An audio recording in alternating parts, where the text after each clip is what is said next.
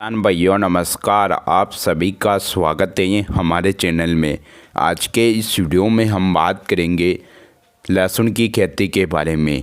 लहसुन की खेती में आपको सल्फर के प्रयोग कब करना चाहिए, सल्फर के फ़ायदे क्या हैं, सल्फर की कमी के क्या लक्षण हैं और सल्फर का प्रयोग आपको कब करना चाहिए, यानी हम इस वीडियो में सल्फर के महत्व की पूरी जानकारी के साथ बात करेंगे। तो दोस्तों, आप हमारा वीडियो शुरू से लेकर अंत तक ज़रूर देखें और वीडियो अच्छे लगे तो वीडियो को लाइक और अधिक से अधिक किसान साथियों के साथ शेयर भी ज़रूर करें। और अगर आप हमारे व्हाट्सएप ग्रुप में जुड़ना चाहते हो तो डिस्क्रिप्शन दी हुई लिंक पर क्लिक करके जुड़ सकते हो। जैसा कि दोस्तों, आपको लहसुन की फसल में सल्फर का महत्वपूर्ण योगदान होता है। दोस्तों, समय पर अगर आप सल्फर का प्रयोग कर लेते हो तो सल्फर से लहसुन की 2 गुनी पैदावार मिलती है, जिससे लहसुन की फसल में नाइट्रोजन, फास्फोरस, पोटास की आवश्यकता होती है। वैसे ही इसमें सल्फर की भी आवश्यकता होती है। सल्फर पोषक तत्वों में से 4थे नंबर पर आता है। इसलिए दोस्तों, आपको सल्फर का प्रयोग लहसुन की फसल में करना बहुत ही ज़रूरी होता है। दोस्तों, अगर हम सल्फर के फॉर्म की बात करें तो मार्केट में सल्फर दानेदार फॉर्म में आता है, पाउडर फॉर्म में आता है और लिक्विड फॉर्म में आता है। तो दोस्तों, जो भी आपको सल्फर मिले उससे सल्फर का प्रयोग कर सकते हैं। मैं आपको बताता हूँ आपको किस समय पर किस फॉर्म वाले सल्फर का प्रयोग करना चाहिए। सबसे पहले लहसुन की फसल में हम सल्फर के फ़ायदे की बात करें तो सल्फर लहसुन के कंद की गुणवत्ता को बनाए रखता है और लहसुन के कंद की पर्दा को भी बहुत मजबूत बनाता है और लहसुन में जो तीखी गंध आती है उसको भी वो बरकरार बनाए रखता है। अगर लहसुन में वो तीखी गंध कम जाती है या जो आप उसको सुगंध बोलते हैं वो अगर कम जाती है तो लहसुन मरने लगता है, तो सल्फर उस तीखी स्मेल को भी बनाए रखता है। और सल्फर एक फफूंदीनाशक का काम भी करता है, जिससे कि कहीं भी आपके जड़ों और पत्तों के ऊपर फंगस है तो वह पूर्णतः कंट्रोल हो जाती हैं।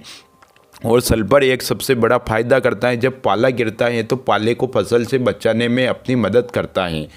फसल में एक कवच का काम करता है। जो भी पाला उसके ऊपर गिरता है तो वह फसल को ठंड से बचाने का काम भी करता है और पौधे में हरापन आ जाता है और पौधे में प्रकाश संश्लेषण की क्रिया को तेज होती है, जिससे कि पौधे की बढ़वाड़ भी बढ़ती है। इसलिए दोस्तों, सल्फर के अनेक फ़ायदे हैं और समय समय पर आपको सल्फर का प्रयोग करना भी बहुत ज़रूरी होता है। अगर हम सल्फर की कमी के लक्षण की बात करें तो अगर सल्फर की कमी से आपके लहसुन के पौधे में पीलापन आ जाएगा। दूसरा सबसे बड़ा कारण, अगर ज़्यादा सल्फर की कमी हो गई है तो पौधा ऊपर से लेकर नीचे तक पूरा हरा हरा हो जाएगा। इन दोनों बातों का ध्यान रखें तो ये एक कमी के लक्षण सल्फर के हैं। अब बात करें सल्फर का प्रयोग लहसुन की फसल में कैसे करें।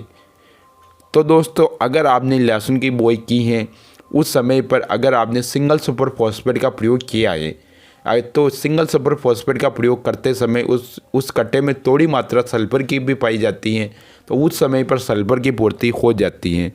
लेकिन उस कट्टे में जितनी मात्रा लहसुन को ज़रूरत होती है उतनी मात्रा उस कट्टे से नहीं मिल पाती है। लेकिन शुरुआती अवस्था में जो पौधे को ग्रोथ के लिए आवश्यकता होती है वह उस पौधे से मिल जाती है। लेकिन जब लहसुन 40 से 45 दिन की अवस्था में हो जाती है उस समय पर आपको सल्फर का प्रयोग करना बहुत ही ज़रूरी होता है। उस समय पर आप सल्फर का प्रयोग दानेदार के रूप में, पाउडर के रूप में और लिक्विड के रूप में भी कर सकते हो। आपको दानेदार या पाउडर वाले फॉर्म को आपको यूरिया के साथ में मिक्स करके जड़ों के पास में दे देना चाहिए और लिक्विड सल्फर का प्रयोग आपको स्प्रे करना चाहिए। लेकिन हमने लिक्विड का स्प्रे किया, ज़्यादा फ़ायदा देखने को नहीं मिला, रिजल्ट सही नहीं मिल पाया।